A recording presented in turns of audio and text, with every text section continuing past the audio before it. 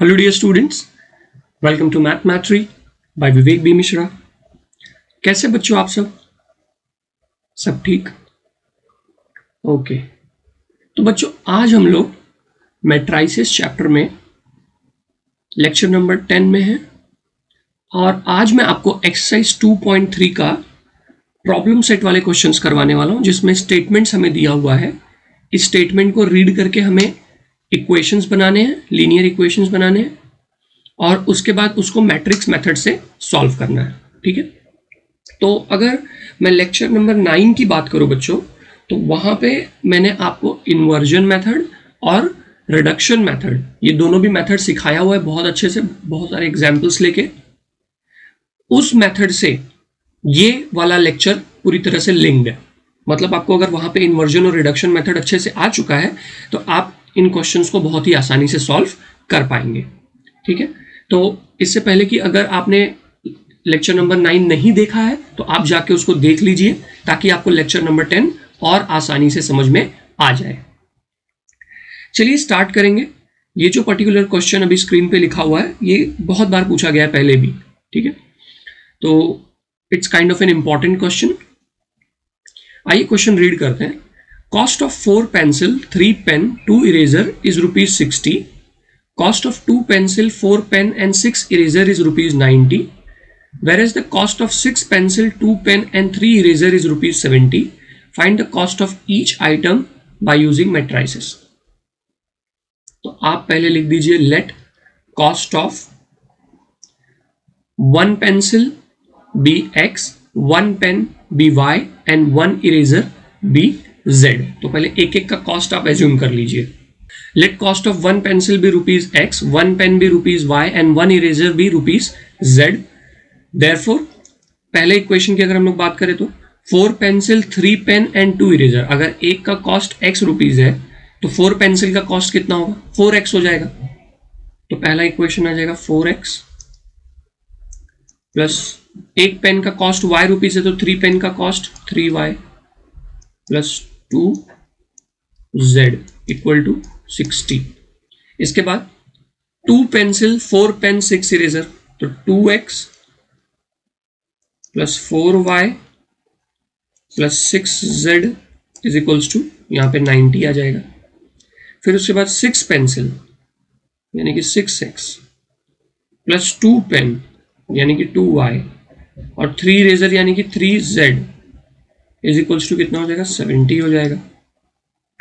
तो अब हम लोग ने क्या किया बच्चों? अब हम लोग ने लीनियर इक्वेशन लिख लिया है। ठीक है, जब हम लोग लीनियर इक्वेशन लिख लेंगे तो उसके बाद इसको मैट्रिक्स मेथड से सॉल्व करने के लिए इसको हम लोग मैट्रिक्स में लिखते थे। अगर आपको याद हो पिछले लेक्चर में, तो हम लोग ax equal to b type में लिखते थे इसको, जिसमें a क्या होता था? a आपका एक्स वाई जेड का कोएफिशिएंट होता था। फिर कैपिटल X क्या होता था? वो वेरिएबल्स एक्स वाई जेड होता था। फिर उसके बाद b क्या होता था? ये लास्ट में जो कॉन्स्टेंट है 60, 90, 70, वो आपका b होता था। तो उसको भी हम लोग लिख लेंगे 4 3 2 2 4 6 6 2। अब अगर आप एक चीज नोटिस करें यहाँ पे, नोटिस करें बच्चों, तो ये जो सेकंड वाला लीनियर इक्वेशन है, इसको अगर आप 2 से डिवाइड कर देंगे तो भी चलेगा, क्योंकि ये 2x plus 4y plus 6z equal to 90 है। तो आप इसको 2 से डिवाइड कर देंगे तो आपको क्या मिलेगा? आपको एक नया ही लीनियर इक्वेशन मिल जाएगा, जो कि होगा x plus 2y plus 3z is equals to 45, है ना। इसको मैंने क्या किया, इस वाले इक्वेशन को 2 से डिवाइड कर दिया है। ओके, तो अब हम लोग इसको क्या करेंगे? अब इसको हम लोग मैट्रिक्स फॉर्म में लिखेंगे। तो मैट्रिक्स फॉर्म में एक्स वाई जेड के कोएफिशिएंट्स लिखे जाते हैं पहले। तो यहाँ पे आ जाएगा 4 3 2। ठीक है, ये एक मैट्रिक्स फॉर्म हो गया। फिर उसके बाद x लिख लेंगे हम लोग। x में क्या आ जाएगा? एक्स वाई जेड आ जाएगा। फिर उसके बाद b में क्या लिख लेंगे? 60, 45 और 70। 60, 45 और 70, ये हम लोग ने क्या किया? ये हम लोग ने मैट्रिक्स फॉर्म लिख दिया है अभी, जिसमें ये पहली जो वैल्यू है वो a है, फिर ये यहाँ पे x है, फिर इक्वल टू b है। तो इसको हम लोग ने ax equal to b form में लिख लिया है। अब बच्चों देखिए, अब आपको क्या करना होगा?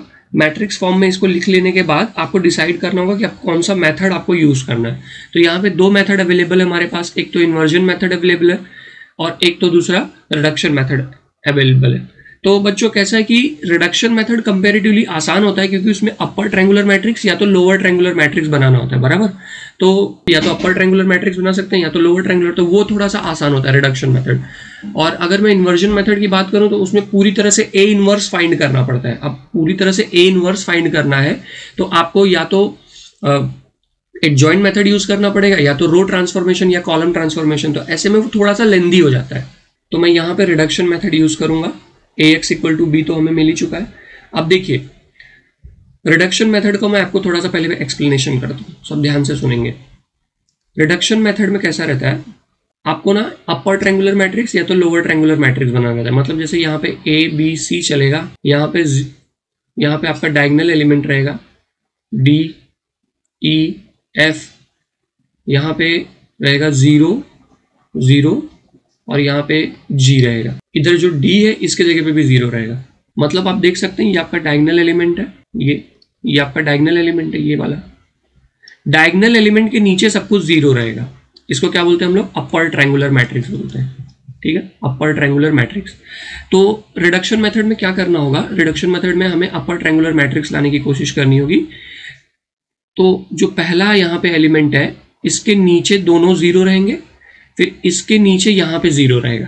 ठीक है, तो 0 बनाना कोई हमारे लिए नई बात नहीं है, हमने पहले भी 0 बनाए हुए हैं, रो ट्रांसफॉर्मेशन में हम लोग करते थे ऐसा। तो वही चीज यहाँ पे करना है, बिल्कुल रो ट्रांसफॉर्मेशन अप्लाई करना और कुछ नहीं। अब आप क्या करेंगे, अब यहाँ पे 0 चाहिए और यहाँ 6 के पास में 0 चाहिए, बराबर। तो सबसे पहली चीज आप ये करिए कि पहले आप इस 4 के जगह पे 1 लेके आइए। रो ट्रांसफॉर्मेशन में यही करते थे ना, पहले यहाँ पे 1 लाते थे फिर इधर इधर 0 बनाते थे। तो सेम चीज 4 के जगह पे 1 लाइए और उस 1 के नीचे फिर 0 बनाना आसान रहेगा। 4 के जगह पे 1 लाना है हमें। मैं क्या करूंगा, मैं लिखूंगा रो 1 इंटरचेंज विथ रो 2। रो 1 को रो 2 से इंटरचेंज कर लो तो आपको क्या मिलेगा, आपको मिलेगा 1 2 3 4 3 2 6 2 3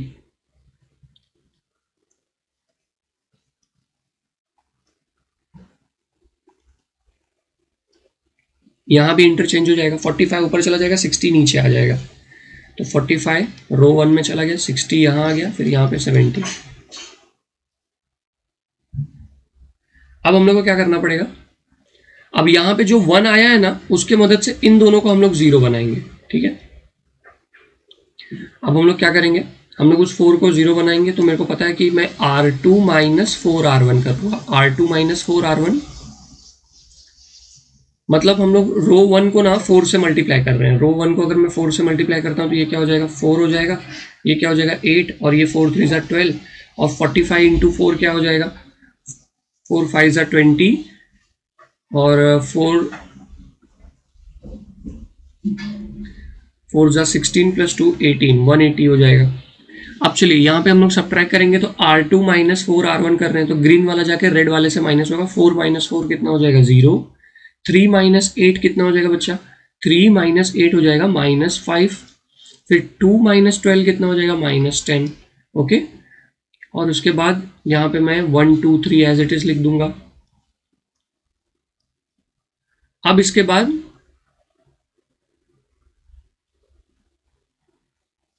सेम चीज हम लोग इधर राइट हैंड साइड में परफॉर्म करेंगे। यहाँ पे एक्स वाई जेड लिख दूंगा। 60 माइनस 180 कितना हो जाएगा -120। फिर यहाँ पे 45 लिख दूंगा।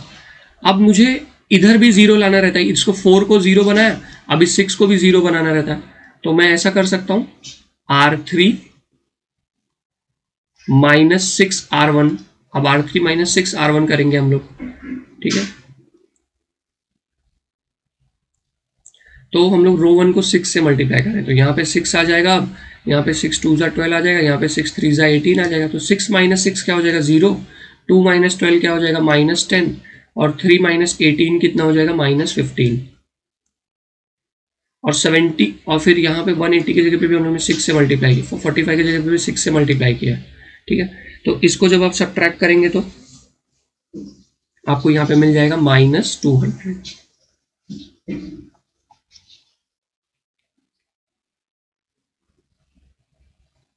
तो बच्चों अब मैंने क्या किया, मैंने 1 के नीचे 0 0 बना लिया। अब इस -10 के जगह पे मुझे 0 चाहिए, बराबर। -10 के जगह पे 0 चाहिए, इसको मैं R3 बोलूंगा। तो R3 -2 times R2, R3 -2 times R2। तो R2 को हम लोगों ने 2 से मल्टीप्लाई किया है, तो यहाँ पे क्या आ जाएगा, यहाँ पे 0 आ जाएगा, यहाँ पे क्या आ जाएगा, यहाँ पे आ जाएगा -10, यहाँ पे आ जाएगा -20, ठीक है। और यहाँ पे आ जाएगा -240, 2 से मल्टीप्लाई किया तो -240 आ जाएगा। अब हम लोग सब्ट्रैक्ट कर लेते हैं। अब हम लोग सब्ट्रैक्ट करेंगे तो देखिए क्या आंसर आएगा। R3 -2 R2 कर रहे हैं ना हम लोग, तो R3 -2 R2, ये 0 जाके 0 से माइनस होगा, आंसर 0 आएगा। -10 माइनस ऑफ -10, ये -10 जाके इससे सब्ट्रैक्ट होगा, तो -10 माइनस ऑफ -10 कितना हो जाएगा, -10 + 10, तो फिर यहाँ पे कितना हो जाएगा, 0 हो जाएगा। फिर उसके बाद -15 माइनस ऑफ -20, तो -15 + 20 हो जाएगा, जो कि 5 होता है। उसके बाद 0 -5 -10 को एज इट इज लिख लेंगे, 1 2 3 को एज इट इज लिख लेंगे।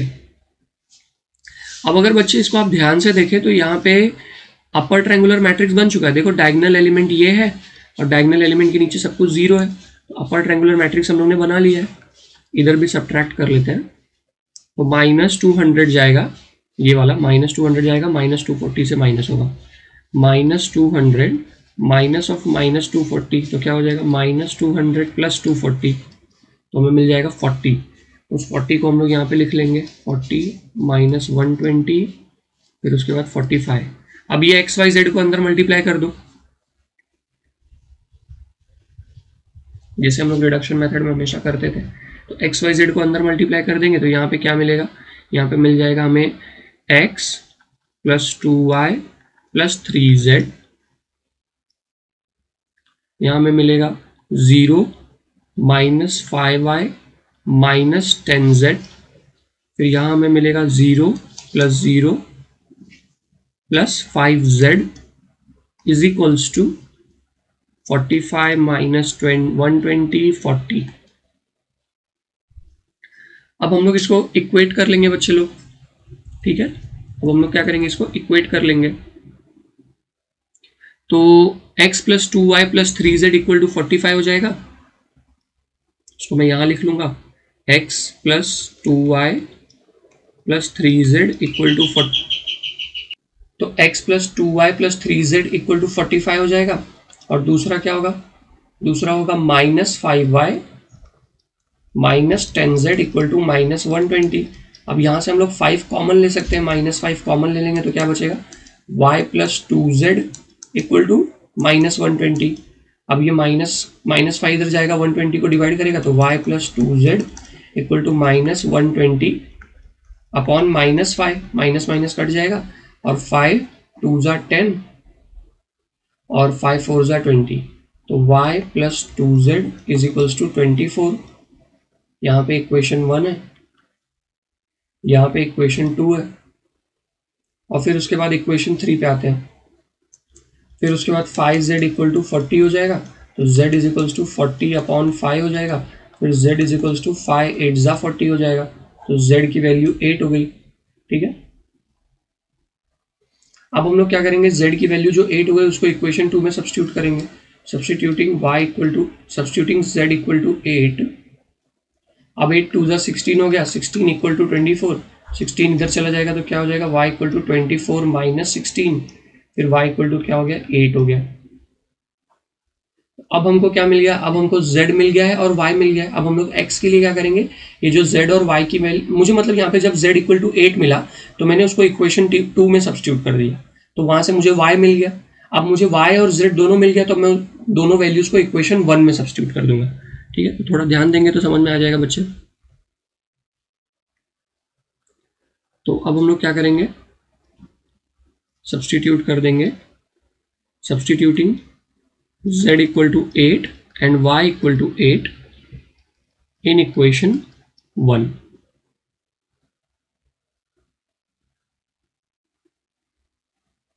तो यहां हमें क्या मिल जाएगा, एक्स प्लस 2y की जगह पे क्या आ जाएगा 8, 3z की जगह पे क्या आ जाएगा 8 इक्वल टू 45। तो 8 2 ज़ा 16, 8 3 ज़ा 24 इक्वल टू 45। 16 प्लस 24 कितना आ जाएगा? 16 प्लस 24 हो जाएगा 40। तो x प्लस 40 इक्वल टू 45। 40 को दूसरी तरफ भेज दो तो क्या हो जाएगा x is equals to 45 minus 40, तो x इज इक्वल्स टू 5। ठीक है, तो हमें x y z तीनों की वैल्यू मिल गई। अब हम लोग फाइनल आंसर लिख देंगे। तो फाइनल आंसर क्या आएगा? देयरफॉर फाइनल आंसर आएगा cost of 1 pencil is ₹5। Cost of 1 pencil is ₹5। 1 pen is ₹8 and 1 eraser is ₹8। ये आपका फाइनल आंसर आपको बोर्ड एग्जाम में हमेशा लिख देना है। ठीक है, तो बच्चों आपको आई होप क्वेश्चन नंबर 3 समझ में आया होगा एक्सरसाइज 2.3 का। अब हम लोग चलेंगे क्वेश्चन नंबर 4 पे। एकदम ध्यान देंगे बच्चे। और अगर आपको चेक करना है कि आपका जो ये आंसर आया है वो राइट है कि नहीं है, तो आप क्या करो, ये जो एक्स वाई जेड की वैल्यू आई है ना, किसी एक इक्वेशन में सब्स्टिट्यूट कर दो। जैसे जो आपको एक्स वाई जेड की वैल्यू आई है उसको आप अगर इक्वेशन 2 में सब्स्टिट्यूट कर देते हो, फॉर एग्जाम्पल आप 1 में भी कर सकते हो, 2 में भी, 3 में भी। तो जैसे यहाँ पे x plus 2y plus 3z equal to 45 बराबर। अब आपको चेक करना है कि आपको एक्स वाई जेड की वैल्यू करेक्ट आई है कि रॉन्ग आ गई है। तो आप इसमें जो एक्स वाई जेड है ना लेफ्ट हैंड साइड में, उसमें सब्स्टिट्यूट कर दीजिए। तो x की वैल्यू कितनी है 5 प्लस 2y की वैल्यू कितनी है 8 और 3z की वैल्यू कितनी है 8। तो अब इसको सॉल्व करके हमें 45 आना चाहिए। तो ये 5 हो जाएगा, 8 2 ज़ा 16, 8 3 ज़ा 24। तो 24 प्लस 5 कितना हो जाएगा 29, 29 प्लस 16 कितना हो जाएगा 29 प्लस 16 हो जाएगा 45। तो आपका ये LHS इक्वल टू RHS आ रहा है। तो ये आपका करेक्ट आंसर है, मतलब जो आपको एक्स वाई जेड की वैल्यू मिली है वो एकदम करेक्ट वैल्यू है। चलिए बच्चों, अब हम लोग क्वेश्चन नंबर 4 पे चलेंगे। काफी इंपॉर्टेंट क्वेश्चन है वो भी, ध्यान दीजिएगा पूरी तरह से। If 3 numbers are added, their sum is 2. If 2 times the second number is subtracted from the sum of first and third number, we get 8. If 3 times the first number is added to sum of second and third, we get 4. Find the number using matrices. तो ये simple सा question है, आपको इसको छोटे छोटे parts में break करना होगा बच्चों। तो एक एक स्टेटमेंट को हम लोग यहाँ पे लिखेंगे और इसको समझने की कोशिश करेंगे। और इसमें लास्ट में बोला है मैट्रिक्स मेथड से सॉल्व करने के लिए। So let us start this. तो पहले हम लोग लिख लेंगे let the numbers be x y z respectively. Now according to given condition, हम लोग बोल सकते हैं 3 numbers are added, their sum is 2। तो पहला तो यही कंडीशन है, 3 numbers जो एक्स वाई जेड तीनों नंबर है उसको ऐड कर दो। तो ये तो बहुत ही सिंपल होगा कि तीनों नंबर्स को हम लोग ऐड कर दें। तो यहाँ पे आ जाएगा x plus y plus z equal to 2। If 2 times the second number क्या है, फर्स्ट नंबर x है, सेकेंड नंबर y है, थर्ड नंबर z है। 2 times the second number is subtracted from sum of first and third. तो first क्या है x है, second क्या है y है, तो सम ऑफ फर्स्ट एंड थर्ड ना, x प्लस जेड के सम में से 2 times द सेकेंड नंबर को सब्ट्रैक्ट करो, मतलब x plus Z minus 2y, तो हमें 8 मिलेगा। If 3 times the first number is added to sum of second and third, क्या बोले क्वेश्चन में, if 3 times the first number, तो फर्स्ट नंबर क्या है 3x, 3 times the first number is added to sum of second and third. Sum of second and third का मतलब second y है और थर्ड z है, उसका एडिशन में 3x भी ऐड किया है, सिंपल सी बात है। We get what, we get 4। तो ये हमारा लीनियर इक्वेशन बन गया बच्चों। इसको थोड़ा सा भी हमें एडजस्ट करके अच्छे से लिखना होगा और उसके बाद फिर हम लोग मैट्रिक्स लिखेंगे और उसके बाद मैट्रिक्स फॉर्म में लिखने के बाद इसको हम लोग सॉल्व करेंगे। ठीक है, तो ये हमारा लीनियर इक्वेशन हमने लिख लिया। अब इसका मैट्रिक्स लिख लेते हैं। टर्म्स को हम लोगों ने रीअरेंज करके अच्छे से लिख लिया है। अब हम लोग क्या करेंगे, अब हम लोग मैट्रिक्स लिख लेंगे।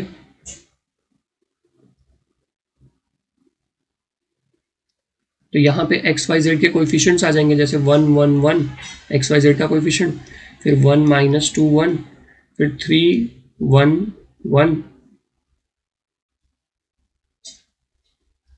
फिर यहाँ पे आएगा x y z, फिर यहाँ पे आ जाएगा 2 8 4।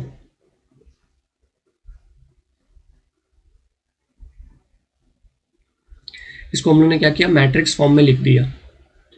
अब क्या करेंगे, ऐसे यहाँ पे मेंशन कर देना है मैट्रिक्स फॉर्म। अब यहाँ पे ये a हो गया और ये आपका x हो गया इक्वल टू b हो गया। अब इसको हम लोग रिडक्शन मेथड से सॉल्व करेंगे।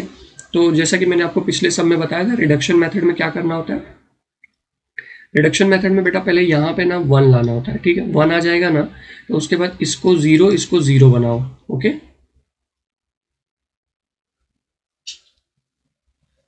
मतलब अपर ट्रायंगल मैट्रिक्स लाने की कोशिश करो, अपर ट्रायंगुलर मैट्रिक्स। तो 1 बना के इसको 0 बनाए और इसको भी फिर 0 बनाना है, ताकि डायगोनल के नीचे खाली 0, ये डायगोनल है, डायगोनल के नीचे मुझे सिर्फ और सिर्फ 0 चाहिए, ठीक है।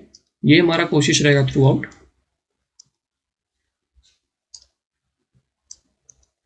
तो अब हम लोग यहाँ पे इस 1 को 0 बनाना है और इस 3 को पहले 0 बनाना है। तो जो हमारा प्राइम टारगेट है उस पर हम लोग फोकस करेंगे। तो 1 और 3 को 0 बनाना है। चलिए स्टेप लिख लेंगे हम लोग।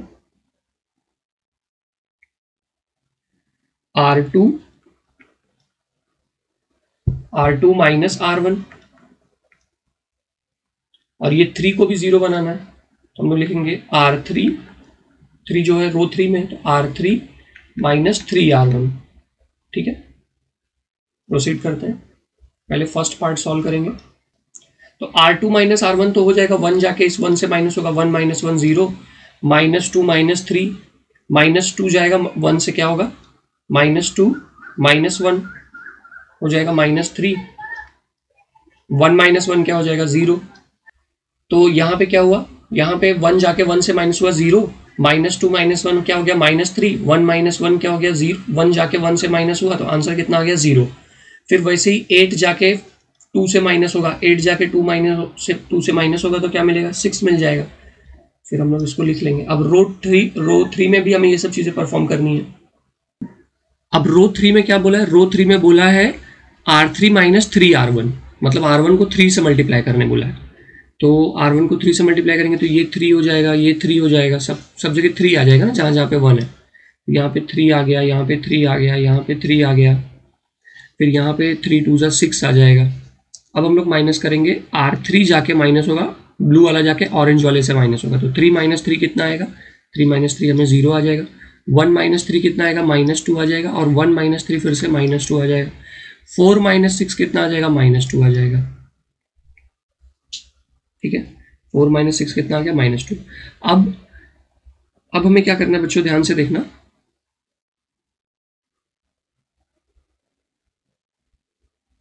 इसको हमें अपर ट्रायंगुलर मैट्रिक्स बनाना था। तो अब मुझे यहाँ पे 0 चाहिए, बराबर यहाँ पे 0 चाहिए। तो हम लोग क्या करेंगे बच्चों, पहले तो मैं ना इसको 1 बनाऊंगा, इसको मुझे 1 बनाना पड़ेगा। जब तक इस -3 को मैं 1 नहीं बनाता हूँ ना, मैं इस -2 को 0 बना ही नहीं पाऊंगा। तो -3 को 1 बनाने के लिए ना मुझे एक स्टेप लिखना होगा, दैट R2 को आप डिवाइड कर दीजिए, किससे, R2 को आप डिवाइड कर दीजिए -3 से। R2 डिवाइडेड बाय -3,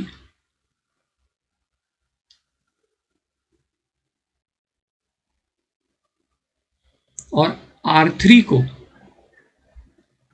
इसको भी डिवाइड कर दीजिए बाय -2। जितना आसान कर सको उतना आसान कर लेने का सबको, है ना। तो R3 को पहले हम लोग किससे डिवाइड, R2 को हम लोग -3 से डिवाइड कर रहे हैं। यहाँ पे R2 को हम लोग -3 से डिवाइड कर रहे हैं। तो यहाँ पे तो 1 1 1 रहेगा, यहाँ पे 0 आ जाएगा। -3 अपॉन -3 कितना हो जाएगा 1 हो जाएगा, 0 0 ही हो जाएगा, ठीक है। फिर सेम चीज इस तरफ भी करेंगे हम लोग। एक्स वाई जेड है, एक्स वाई जेड को कुछ नहीं करना, उसको एज इट इज रहने देना। फिर इसको 2 लिख लूंगा। 6 को हम लोग डिवाइड बाय -3 करेंगे। 6 को डिवाइड किससे कर रहे हैं हम लोग, -3 से डिवाइड कर रहे हैं ना। तो मैंने 3 लिखा था, वहाँ पे -3 आएगा।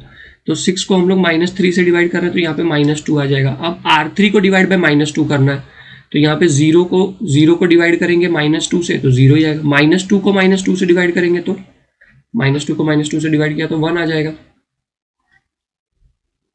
फिर -2 को -2 से डिवाइड करेंगे तो 1 आ जाएगा। फिर यहाँ पे भी -2 है, उसको भी -2 से डिवाइड करेंगे तो 1 आ जाएगा। अब आप सोचेंगे कि सर इतना सारा डिवीजन क्यों किए, पर अगर आप इस मैट्रिक्स को ध्यान से देखें बेटा तो एकदम अब आसान हो गया है ना। ये मैट्रिक्स देखिए ना, पहले जो ऐसा -3 -2 इतना सब अजीब अजीब सा नंबर था, सब 1 में आ गया। अभी इसको सॉल्व करना कंपेरेटिवली आसान है। तो अगर आप ये थोड़ा सा दिमाग लगा सके, थोड़ा सा पेशेंस रख सके इस चीज़ के लिए, तो बहुत अच्छी बात होगी, आपको सम आसानी से सॉल्व हो जाएगा। अब मुझे इस 1 के जगह पे 0 चाहिए, मैं तो 1 सेकंड में 0 ला सकता हूँ यहाँ पे। अब मैं लिख दूंगा R3 - R2।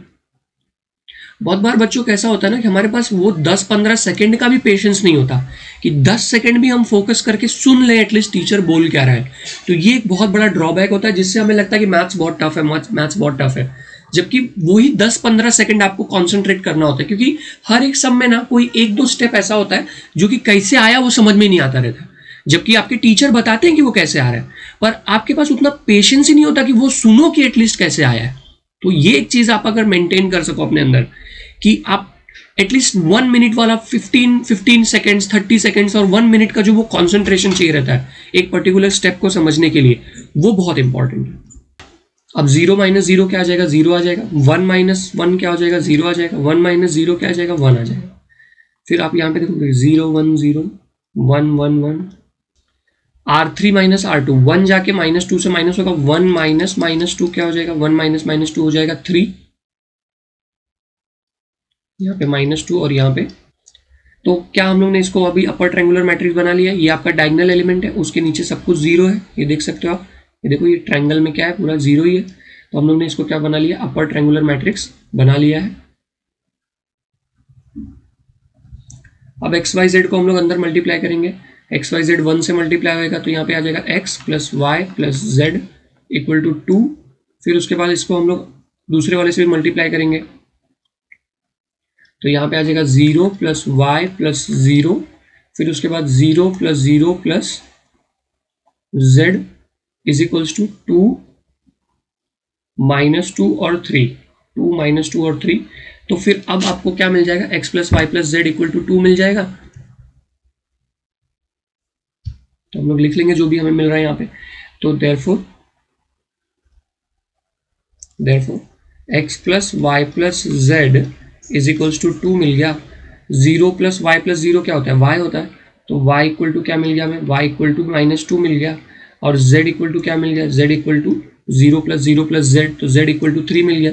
अब इसको इक्वेशन 1 बोल देंगे, और जो ये y और z की वैल्यू मिल रहा है बच्चे लोग, इसको हम लोग इक्वेशन 1 में सब्स्टिट्यूट कर देंगे। तो substituting y and z in equation 1 को इस पे भेज दो तो क्या होगा, हम लोग लिख देंगे देखो सोल्यूशन। फाइनल आंसर हम लोग क्या लिख देंगे, therefore 3 numbers are 1 - 2 3 respectively। चलिए बच्चों क्वेश्चन नंबर 5 स्टार्ट करते हैं। The cost of 3 TV set and 2 VCR is 35,000। Okay, तो 3 TV और 2 VCR का कॉस्ट दिया हुआ है हमें। अब शॉपकीपर को प्रॉफिट भी चाहिए रहेगा, ये तो उसने परचेज किया 35,000 में, शॉपकीपर के दुकान में 3 TV और 2 VCR आई है। अब ये उसका परचेज प्राइस हो गया। अब उसको बेचेगा तो ऑब्वियसली प्रॉफिट लगा के बेचेगा। तो shopkeeper wants a profit of ₹1000 पर television. Shopkeeper wants a profit of ₹1000 पर television and 500 rupees per VCR। तो एक टीवी पे 1000 की प्रॉफिट चाहिए। मान लो अगर x रुपए में खरीद के आई थी एक टीवी, तो x + 1000 हो जाएगा ना बेचने के टाइम पे, सेलिंग प्राइस। मतलब अगर कॉस्ट प्राइस x रुपीज थी एक टीवी की कॉस्ट प्राइस अगर x रुपीज थी कॉस्ट प्राइस, तो सेलिंग प्राइस में प्रॉफिट ऐड हो जाएगा तो x + 1000 हो जाएगा टीवी का। वैसे अगर एक VCR जो है y रुपीज का खरीद के आया था, तो उसका सेलिंग प्राइस क्या हो जाएगा, सेलिंग प्राइस ऑफ VCR क्या हो जाएगा, y + 500 हो जाएगा। Okay, he can sell 2 TV and 1 VCR। तो ये तो एक टीवी की बात हो रही है ना, ये तो एक टीवी की बात हो रही है। तो 2 TV के लिए हम लोग इसको 2 से मल्टीप्लाई कर देंगे। ये एक VCR की बात हो रही है, तो उसने एक ही VCR सेल किया है and generates a total revenue of 21,500। तो ये सेलिंग करके 21,500 उसको मिला है। ठीक है, find the cost price and the selling price of TV and VCR. चलिए स्टार्ट करेंगे सम को, ध्यान दीजिएगा एकदम अच्छे से, बहुत अच्छे से समझ में आएगा। तो हम लोग स्टेटमेंट लिखेंगे, let cost of television be rupees r and cost of VCR be rupees y. Therefore total cost of 3 TV and 2 VCR, so 3x plus 2y is 35,000. 3 TV and 2 VCR is 35,000। ये आपका equation है, क्योंकि एक TV का cost अगर x है तो 3 TV का क्या हो जाएगा 3x, एक VCR का कॉस्ट अगर y है तो 2 VCR का कॉस्ट क्या हो जाएगा 2y।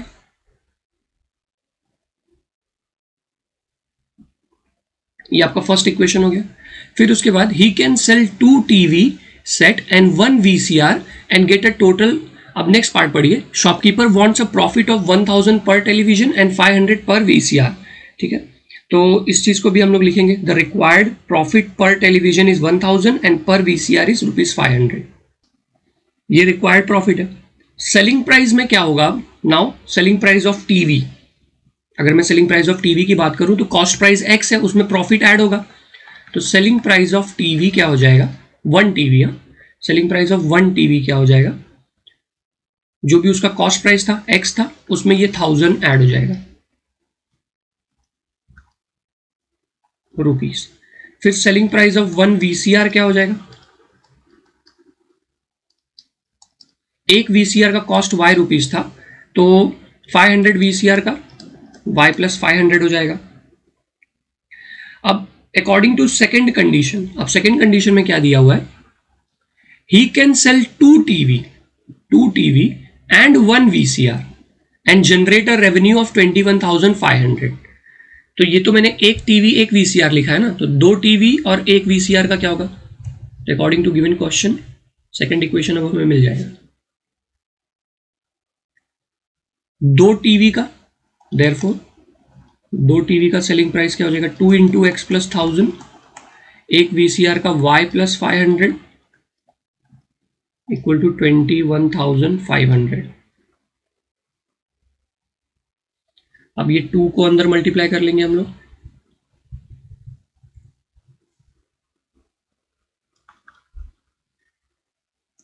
टू एक्स 2 इंटू 1000 क्या हो जाएगा 2000, y प्लस 500 इक्वल टू 21,500।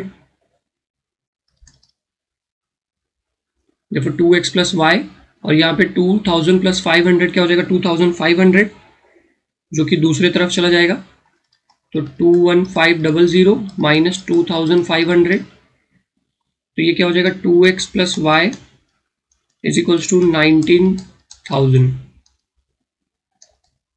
ये आपका सेकंड इक्वेशन हो गया। मैंने कुछ ज़्यादा नहीं किया, ये 2 को अंदर मल्टीप्लाई किया और x और y टर्म्स को साथ में ले लिया, 2000 और 500 ऐड हो गया, 2500 हो गया, जो कि दूसरे तरफ जाके 21,500 से सब्ट्रैक्ट हो गया, तो 2x plus Y equal to 19,000 हो गया। ये आपका इक्वेशन 2 हो गया। अब इन दोनों को हमको मैट्रिक्स मेथड से सॉल्व करना है, तो हम लोग इसको मैट्रिक्स इक्वेशन में लिख लेंगे। अब तो मैट्रिक्स फॉर्म में यहाँ पे पहले क्या आ जाएगा 3 2 फर्स्ट इक्वेशन का, और दूसरे इक्वेशन में x और y का कोएफिशिएंट क्या है 2 1, फिर उसके बाद इधर आ जाएगा x y, फिर इधर आ जाएगा 35,000 और इधर आ जाएगा 19,000। ठीक है, चलिए बच्चों स्टार्ट करते हैं। यहाँ पे हमें क्या करना होता है, यहाँ पे मैट्रिक्स फॉर्म तो हमने लिख ही लिया है, ये अभी कौन सा फॉर्म है ax equal to b form है। तो अब देखिए आपको इसमें या तो अपर ट्रायंगुलर मैट्रिक्स बनाओ या तो लोअर ट्रायंगुलर मैट्रिक्स बनाओ, मतलब आपके पास ऐसा होना चाहिए a b 0 d, ये हो गया अपर ट्रायंगुलर मैट्रिक्स की डायगोनल के नीचे 0 आ जाए, या तो आप ऐसा कर सकते हो कि a0 c d, यानी कि डायगोनल के ऊपर 0 आ जाए, दोनों में से कोई एक चीज आपको करनी है। ठीक है, तो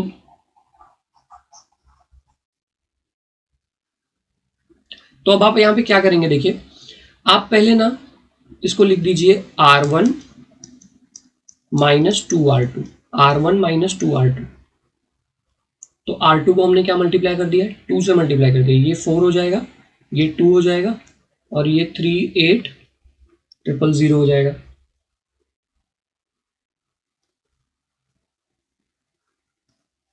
3 माइनस 4 क्या हो जाएगा -1, 2 माइनस 2 क्या हो जाएगा 0, बाकी यहाँ पे 2 और 1 आ जाएगा। अब 35,000 को हम लोग 38,000 से सब्ट्रैक्ट करेंगे, तो 35,000 माइनस 38,000 कितना आ जाएगा, 3,000 आ जाएगा। 35 R1 माइनस 2 R2 हो रहा है ना, तो 35,000 आएगा, इसमें माइनस होगा तो यहाँ पे -3,000 आ जाएगा। बाकी फिर हम लोग यहाँ पे 19,000 लिख ही देंगे। अब यहाँ पे अपर ट्रायंगुलर मैट्रिक्स बन चुका है एकदम से।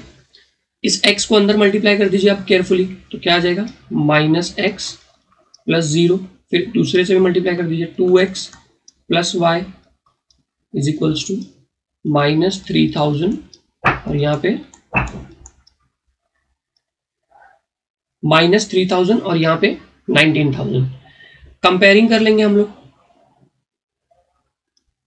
तो मुझे क्या मिलेगा -x इज टू -3,000, तो x की वैल्यू क्या मिल गई 3,000, माइनस माइनस कैंसिल हो गया, x की वैल्यू क्या मिल गई 3,000, ये रुपीज है तो रुपीज 3,000। दूसरा हमको क्या मिल जाएगा 2x + y = 19,000 है, x की वैल्यू यहाँ पे 3,000 डाल दीजिए आप, प्लस y = 19,000, यहाँ पे हो जाएगा ये 6,000 प्लस y = 19,000, 6,000 इस तरफ आ जाएगा, तो y = 19,000 माइनस 6,000, 19,000 माइनस 6,000 क्या हो जाएगा 13,000 आ जाएगा। अब क्वेश्चन हमें क्या बोला है, find the cost price and the selling price of TV and VCR. तो ये कॉस्ट प्राइस ऑफ टीवी क्या था, x था, और कॉस्ट प्राइस ऑफ वीसीआर क्या था, y था। तो हम लोगों ने x और y की वैल्यू तो निकाल ही ली है, तो कॉस्ट प्राइस हम लोग ने निकाल लिया है, अब हमें सेलिंग प्राइस निकालना होगा, ठीक है। तो यहां पे हम लोग लिख देंगे कॉस्ट प्राइस ऑफ 1 टीवी, जो कि x था, वो हमें कितना मिला 3,000 मिल गया, and cost price of 1 VCR जो कि y था, वो हमें कितना मिल गया 13,000 मिल गया, ठीक है। अब सेलिंग प्राइस पता करना है, तो उसने जो भी इस प्रॉफिट पड़ा रखा था शॉपकीपर ने, उसको ऐड कर देंगे हम लोग इसमें। तो सेलिंग प्राइस ऑफ टीवी क्या हो जाएगा बच्चों, SP ऑफ 1 टीवी, तो 3,000 पे 1,000 रुपीज का प्रॉफिट है ना, तो कितना आ जाएगा 4,000 रुपीज आ जाएगा।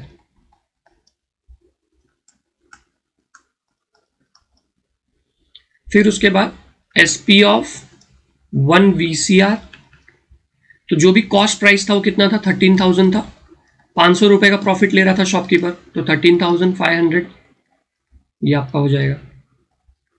तो हम लोगों ने SP और CP दोनों भी निकाल लिया है, ठीक है। So dear students, with this we have completed of with the matrices chapter. पूरा मैट्रिसेस चैप्टर का मैंने मेजॉरिटी ऑफ क्वेश्चन सॉल्व करवाया है, ऑलमोस्ट सब क्वेश्चन सॉल्व करवा दिए हैं। आई होप आप ये पूरा अगर प्लेलिस्ट मैट्रिसेस का देखेंगे तो पूरी तरह से मैट्रिसेस चैप्टर क्लियर हो जाएगा। फिर भी यदि कोई डाउट बचता है तो मैं टेलीग्राम का लिंक दे दिया हूं डिस्क्रिप्शन में, आप टेलीग्राम ज्वाइन करिए, वहां पे और भी बहुत सारे इंपॉर्टेंट इन्फॉर्मेशन आते रहते हैं related to exam, related to notes, related to important questions, तो टेलीग्राम ग्रुप ज्वाइन करना है आपको। So dear students, with this we have completed of matrices chapter. I hope आपको ये पूरा चैप्टर, अगर आपने लेक्चर 1 से लेके फॉलो किया होगा तो आपको सब कुछ समझ में आया होगा। मैंने इसमें सारे ही क्वेश्चन सॉल्व करवा दिए हैं। अगर फिर भी आपको कोई डाउट बचता है तो कोई प्रॉब्लम नहीं है, मैंने टेलीग्राम का लिंक डिस्क्रिप्शन में दिया हुआ है, आप उस टेलीग्राम लिंक को ज्वाइन करिए। वहाँ पे और भी बहुत सारे एग्जाम रिलेटेड इन्फॉर्मेशन और करंट अफेयर्स के इन्फॉर्मेशन रिलेटेड टू एजुकेशन क्या चल रहा है, कोई इंपॉर्टेंट नोट्स, इंपॉर्टेंट क्वेश्चंस, सारी चीज़ें वहाँ पे मैं स्टूडेंट्स को अपने प्रोवाइड करता हूँ फ्री ऑफ कॉस्ट सब कुछ। ये पूरा यूट्यूब सिस्टम और जो टेलीग्राम पे जो भी हेल्प है उसका कोई चार्ज तो है नहीं, राइट। तो आप उसको ज्वाइन करिए, बहुत बेनिफिशियल होगा। और चैनल को सब्सक्राइब कर दीजिए, यूट्यूब चैनल को सब्सक्राइब करिए, इसके वीडियो को लाइक करिए, शेयर करिए, प्लेलिस्ट शेयर करिए अपने फ्रेंड्स के साथ। तो बच्चों मिलेंगे हम लोग अभी नेक्स्ट चैप्टर के साथ, तब तक बने रहिए मैथमेट्री के साथ। चैनल को सब्सक्राइब, शेयर, लाइक करते रहिए, अपने स्टडी प्रोसेस को कंटिन्यू रखिए। Thank you, take care.